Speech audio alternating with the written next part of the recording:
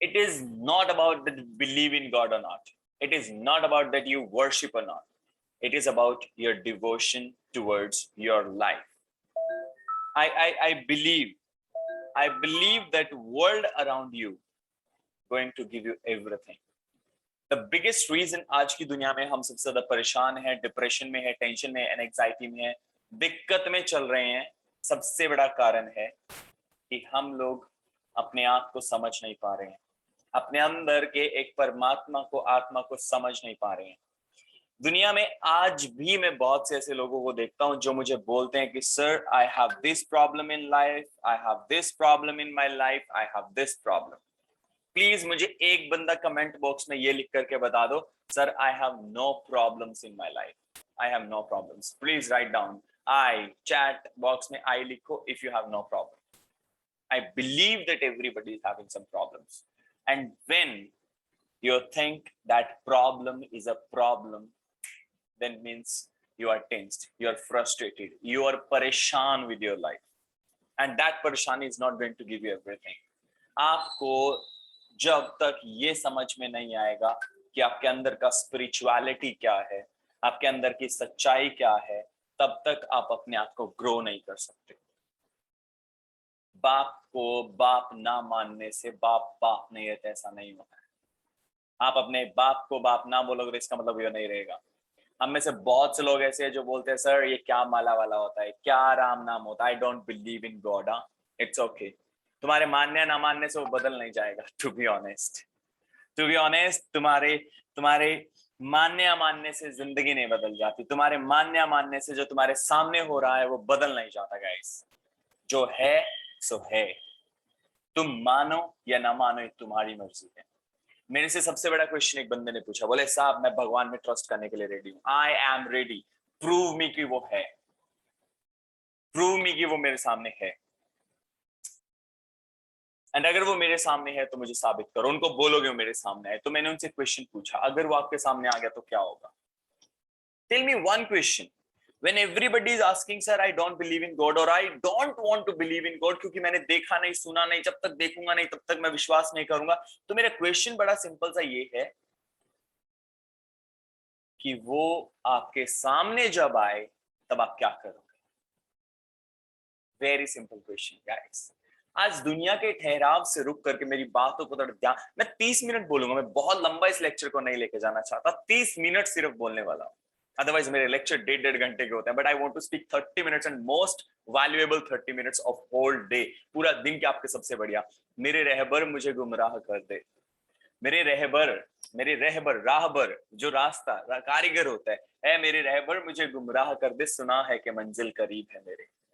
जब भी जिंदगी में वो मिलने लगे ना तो समझ लेना बॉस, जब तक वो नहीं मिला था उसे पाने की इच्छा थी, तड़प थी, और जब वो मिल गया वो तड़प खत्म हो गई। और जिंदगी में जब तक आपके जीवन में किसी को पाने की तड़प रहती है तब तक आप उससे मोहब्बत करते हो। जिस दिन वो तुम्हें मिल जाती है उस दिन तुम्हारे मन से उसकी मोहब्बत, प्रेम कम होने लग जाता है। और जब आपके दिल में उसके लिए, उसके प्रति प्रेम कम होने लगता है तो आप उससे दूर होने लगते हो। मेरी बात समझ में आई?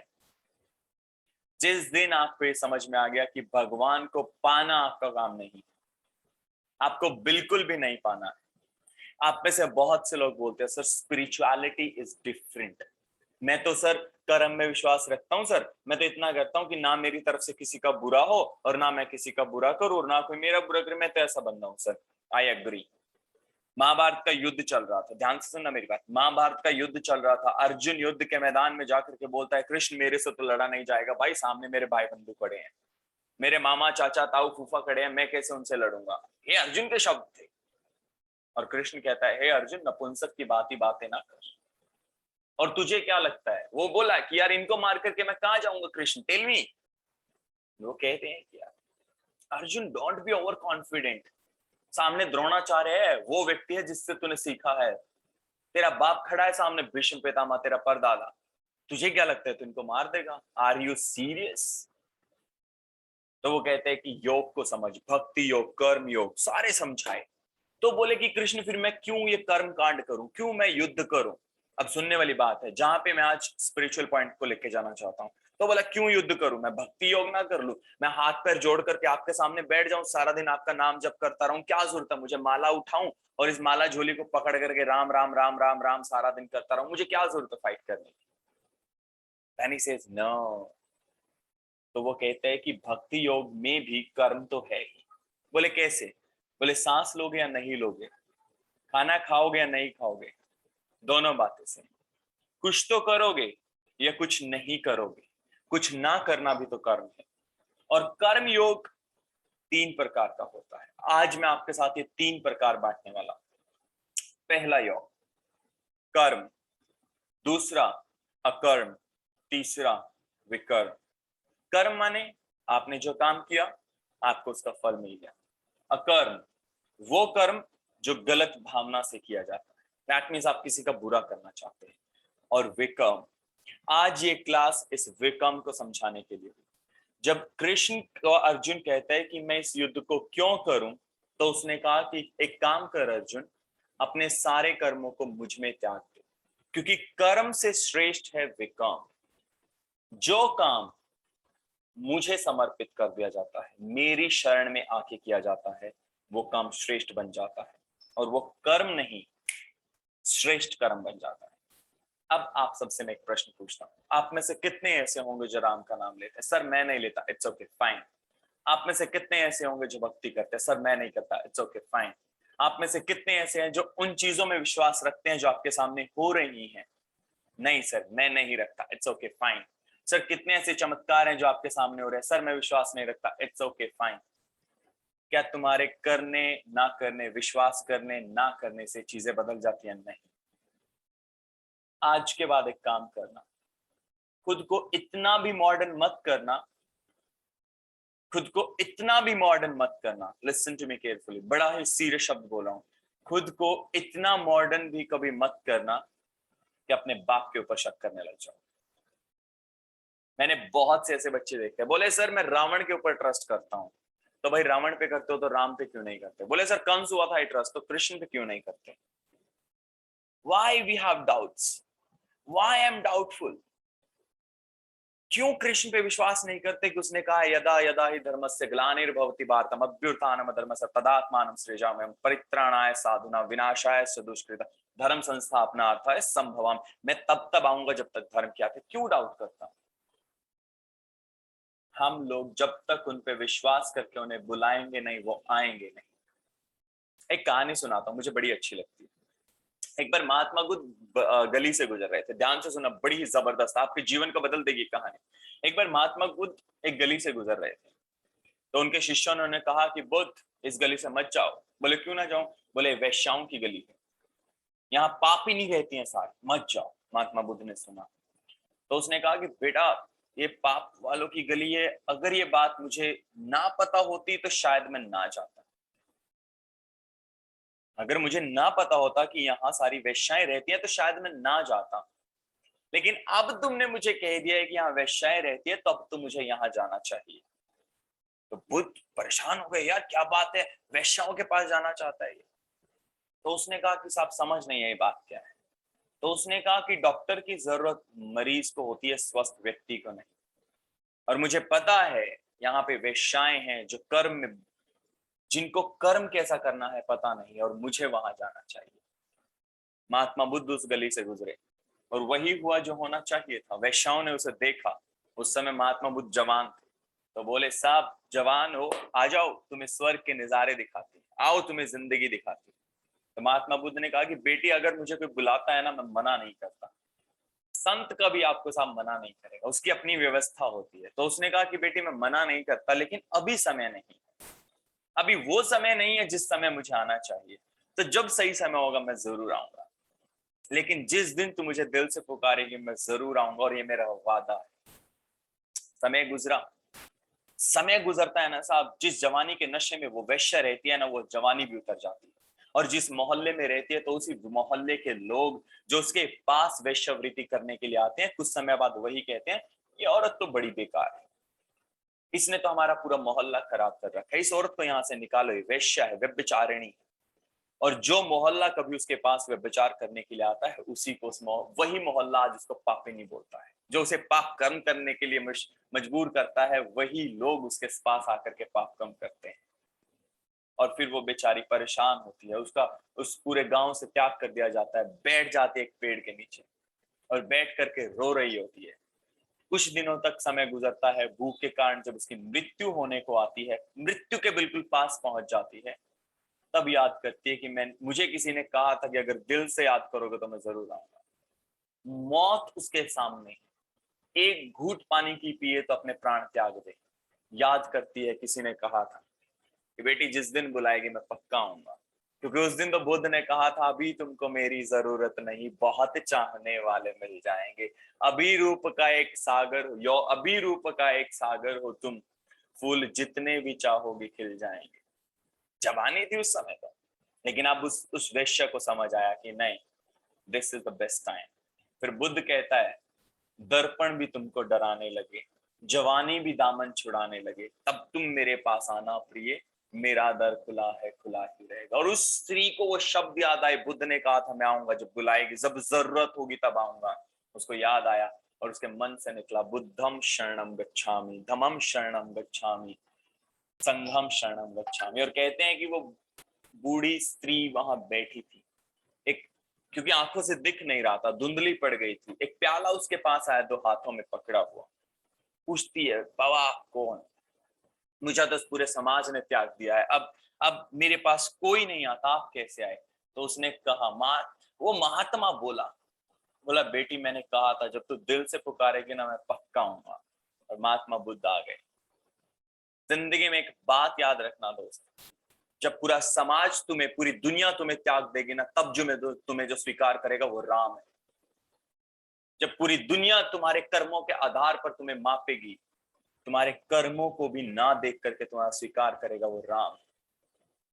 राम ये नहीं देखागा कि तुमने अच्छे कर्म किए बुरे कर्म किए, उसके लिए उसने अलग डिपार्टमेंट रखा है। तुम अच्छे कर्म करोगे तुम्हें अच्छा मिलेगा, बुरे कर्म मिलोगे बुरा मिलेगा, लेकिन राम तुमसे हर समय प्रेम करता है। बाबा कबीर दास को सुनो, बैठे के काशी के तट पे बैठे थे, सारी दुनिया बोली जो काशी के तट पे मरे उसको स्वर्ग मिलता है, राम स्वयं लेने के लिए आते हैं जो काशी के तट पे। और उसी के पास में था मगहर। बोला अगर मगहर में कोई दानी पुरुष भी मृत्यु को प्राप्त हो तो नरक में जाता है, नरक का रास्ता है मगहर। कबीर बोले अच्छा जी। बोले मेरे राम नाम की ताकत क्या, मेरा फायदा क्या राम नाम लेने का, अगर मुझे काशी के तट पे जाके मरना पड़े, मैं मरूंगा तो जाकर के मगहर में, और मगहर में जाकर के जब प्राण त्यागूंगा तब राम चल करके आना पड़ेगा मुझे स्वीकार। और मगहर में जाकर के बाबा कबीर ने अपने प्राण त्यागे और राम को आना पड़ा। ये है राम नाम की ताकत। बैठी थी एक सभा, कोठे पे जाकर के सारी दुनिया बैठी, स्वामी विवेकानंद को बुलाया गया, बोला साहब आओ देखो दुनिया की खुशनुमा जगह आपको दिखाते हैं।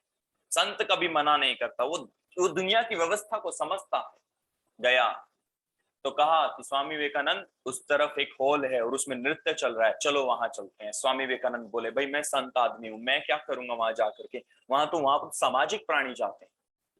स्वामी विवेकानंद बोले मैं इधर कमरे में बैठा हूं। ये बात उस वेश्या को जो वहां पे नृत्य कर रही थी उसको पता लगी कि स्वामी विवेकानंद आए। वो स्वयं बुलाने के लिए कि विवेकानंद आओ देखो मैं नृत्य करने वाली। वो बोले बेटी मैं नृत्य नहीं देखा करता, ये मेरे बस का नहीं।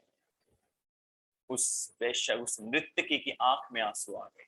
और उसके बाद जब वो वापस हॉल में गई, उसने वो पद गाए हैं, मुझे वो पद याद नहीं लेकिन मुझे एक शब्द याद है जिसमें उस स्त्री ने शब्द कहा, प्रभु जी मेरे अवगुण चित्त ना धरो।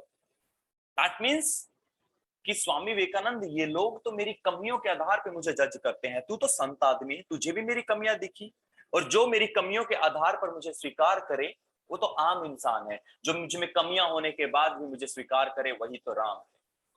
और जब तुम्हारा स्वीकार होगा वो कौन करेगा, वो राम करेगा। तुम्हारे सामने जोश के साथ भर के तुम्हारा स्वीकार करेगा, तुम्हारे सामने दोनों बाहें फैला करके तुम्हारा स्वागत करेगा, वो राम होगा। उसकी नजरों में एक रूपता होगी, वो तुम्हारी बुराई और अच्छाई के आधार पर तुमसे प्रेम नहीं करेगा, वो सिर्फ तुम्हारा स्वीकार करेगा। अगर ऐसा ना हुआ होता तो कृष्ण बंजारों के बीच जाकर के ना रहता, राम महलों को त्याग करके वनवासी होकर के शबरी के झूठे बेर ना खाता।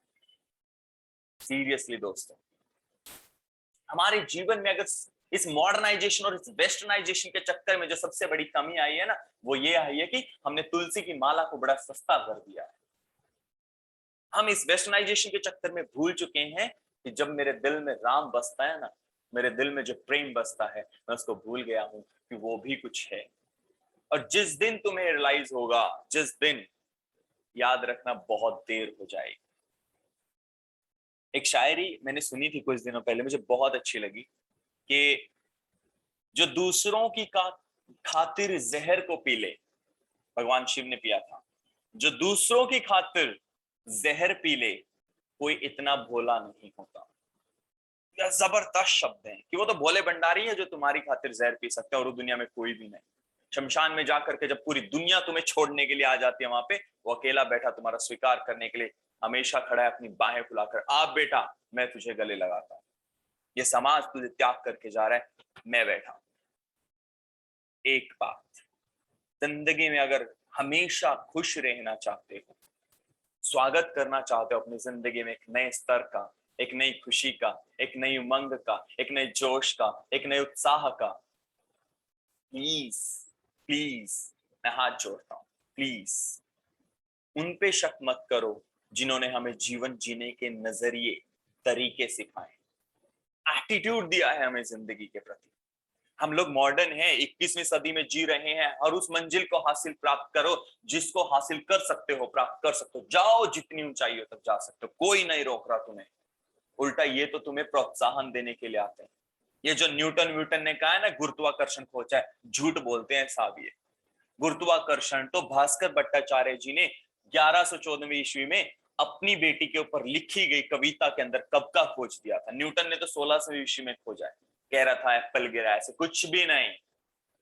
लीलावती, अपनी बेटी लीलावती के ऊपर एक कविता लिखते हुए भास्कर भट्टाचार्य जी कहते हैं कि जिस प्रकार इस पृथ्वी में एक आकर्षण है जो इस हर वस्तु को इसकी तरफ खोजे रखता है, उसी प्रकार मेरी बेटी की सुंदरता बढ़ती जा रही है जो इस दुनिया को उसकी तरफ आकर्षित करती है।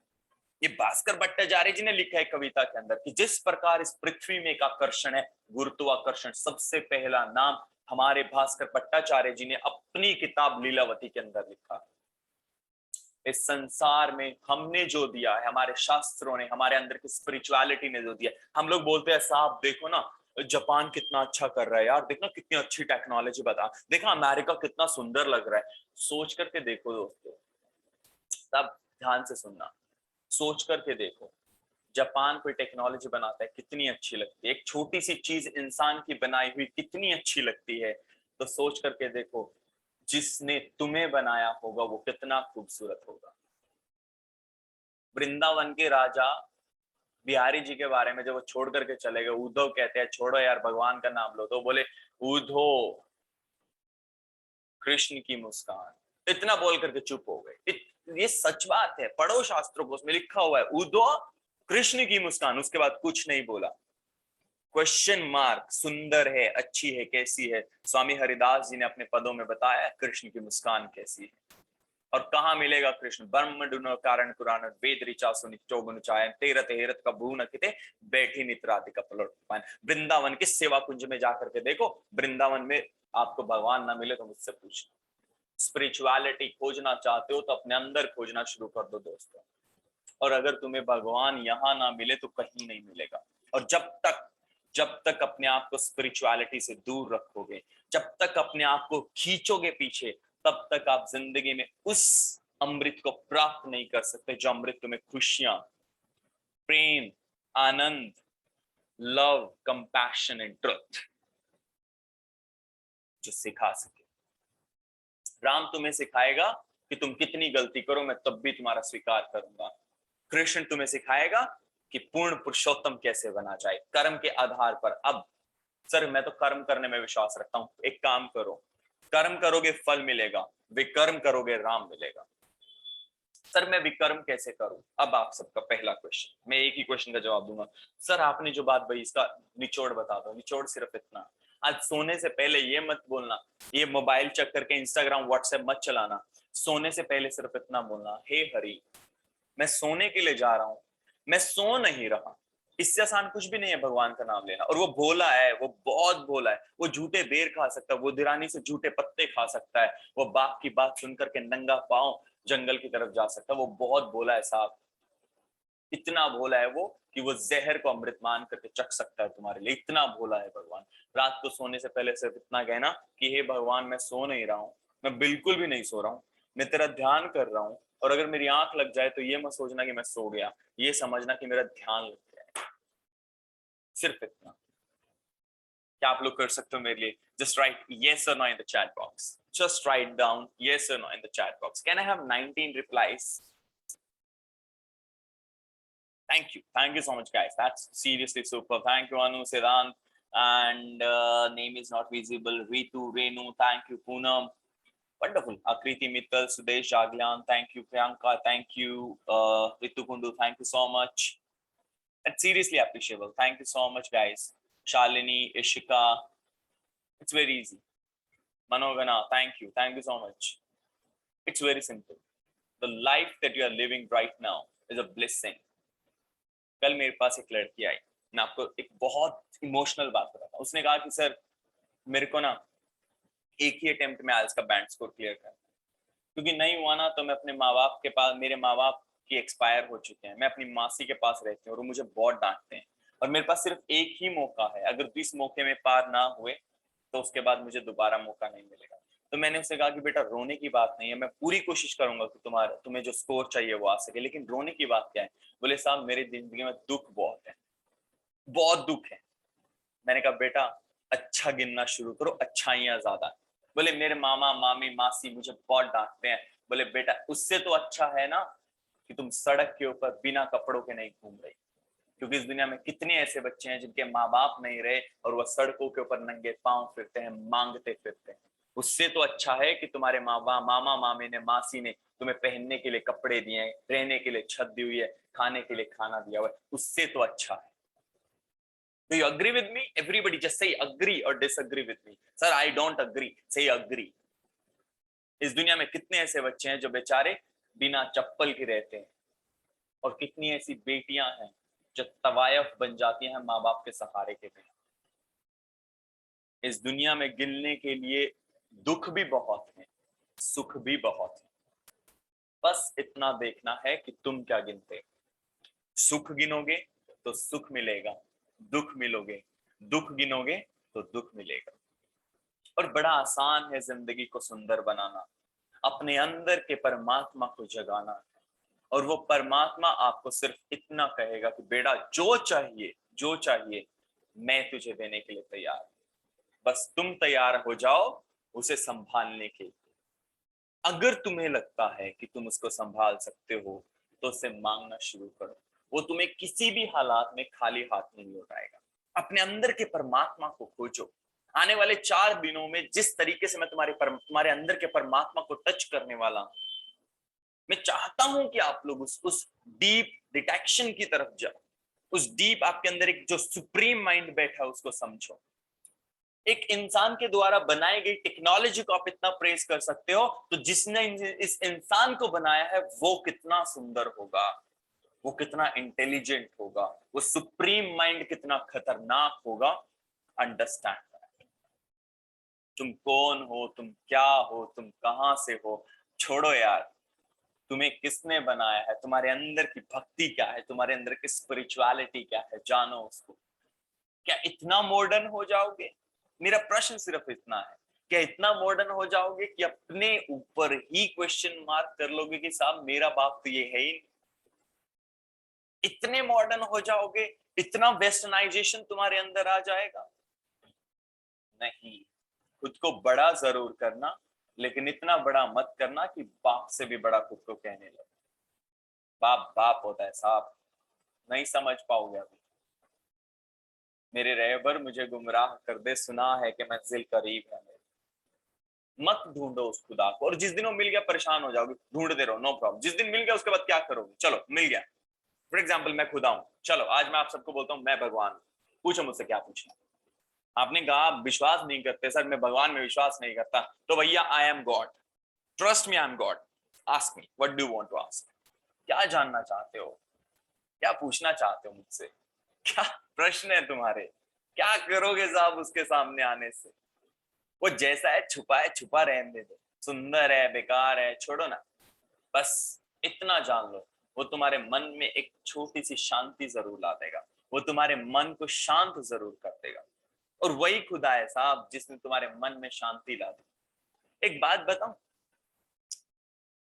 अगर तुम अपने हाथ से कुछ बनाओ तो कितना अच्छा लगता है, भगवान ने जब आपको बनाया होगा तो कितना अच्छा लगता होगा, और उसे कितना दुख होता होगा जब आप उसी के ऊपर प्रश्न उठाते होंगे। प्लीज अपने अंदर उस परमात्मा को खोजो, वो आपके अंदर बैठा हुआ है। कल आपको बताऊंगा, जब आप एनवायरनमेंट के साथ टच करोगे ना तो आपको परमात्मा कहाँ मिलेगा, मैं आपको समझाऊंगा, मैं आपको बताऊंगा। आज का टास्क सिर्फ इतना है, आज का टास्क उस अपने अंदर जो परमात्मा बैठा है, जो आपके अंदर छिपा बैठा है, उसको बोलो। जो भी काम कर रहे हो, अब कर्म और विकर्म कहाँ फर्क है? कर्म कहता है मैं सिर्फ काम करूंगा, क्या होगा क्या नहीं। विकर्म कहता है जो भी काम कर रहे हो। अर्जुन को कृष्ण युद्ध से पहले कहता है कि अर्जुन जो भी कर्म कर रहा है मुझ में लगा दे, तेरे कर्म को मुझ में समर्पित कर दे, यही विकर्म है। आज के बाद खाना खाओ तो बोलना भगवान मैं खाना नहीं खा रहा, आपका प्रसाद खा रहा। जो भी काम करो, हे परमात्मा मैं इस काम को आपके चरणों में लगाता हूं, इसे सफल बनाना, सिर्फ इतना, सिर्फ इतना। जिस दिन आप ये कहना सीख जाओगे, आप अपनी जिंदगी में बदलाव को वेलकम करो, सिर्फ इतना कहना। एंड मुझे नहीं लगता है ये बहुत बड़ी बात है। और कर्म और विकर्म सिर्फ इतना सा अंतर है। उसके बाद भी अर्जुन ने युद्ध किया, उसके बाद भी लोगों को मारा उसने, लेकिन उसके बाद उसको पाप नहीं लगा। क्यों? क्योंकि वो उस कर्म को परमात्मा के चरणों में लगा चुका था, और वो होता है विकर्म। अब मुझे एक बात बताओ, क्या आपको कर्म, अकर्म और विकर्म तीनों में अंतर पता लगा? यस और no in the chat box. I want to see. Thank you so much, वाह वंडरफुल, मजा आ गया मतलब। समझ पे आया? I appreciate, I appreciate. अब बड़ा सिंपल सा फंडा है, भक्ति समाई भाव में, भक्त में बसे भगवान। अगर भगवान को ढूंढना है तो किसी भक्त के अंदर जाना और उसके अंदर ढूंढना शुरू कर देना, आपको परमात्मा जरूर मिलेगा। अकर्म, जब आप अपने कर्म को परमात्मा के चरणों में, सोने से पहले कहना कि भगवान मैं जा रहा हूं ध्यान लगाने। रोटी रोटी खाने से पहले परमात्मा ये भोग है, ये प्रसाद है आपका, मैं इसको खा रहा हूं। लिखने से पहले बोलना कि परमात्मा जो भी लिख रहा हूँ सरल और सुंदर लिख सकूं। जो भी काम कर रहे हो, किसी की मदद कर रहे हो, परमात्मा मैं आपकी मदद कर, मैं इस दुनिया की मदद कर रहा हूँ, मुझे इसमें स्वीकार कर, बस इतना। जिस दिन आप ये कहना सीख गए, आप विकर्म सीख जाओगे, आपके अंदर के परमात्मा को प्राप्त कर लोगे। क्योंकि उस समय जो भी कर्म करोगे उसमें एक ही बात तो जरूर बोलोगे, हे परमात्मा एक कर्म आपके लिए, आज की क्लास मेरी परमात्मा के लिए, दैट्स इट, इस माला के लिए। इस माला, इसके ऊपर जो लिखा हुआ है हरे राम राम राम हरे कृष्ण कृष्ण कृष्ण से, सिर्फ इसके लिए। और जब आप जिस दिन ये समझ जाओगे कि इससे क्या होगा, इस सब को कहने से आपके अंदर परमात्मा आपको आकर के मिल जाएगा, और तब आपके मन में जो शांति आएगी वो बहुत खूबसूरत होगी, बहुत ज्यादा खूबसूरत। और अंत में हमें क्या चाहिए? Peace, happiness, that's it, and this is what you will receive. Spirituality ही आपकी जिंदगी में आपको खुशियां, आपको आनंद, आपको शांति दे सकती है। That's it. I hope so you get my point. अगर आपको मेरा पॉइंट समझ में आया है, just write down clear sir in the chat box, and then I have a good news for you.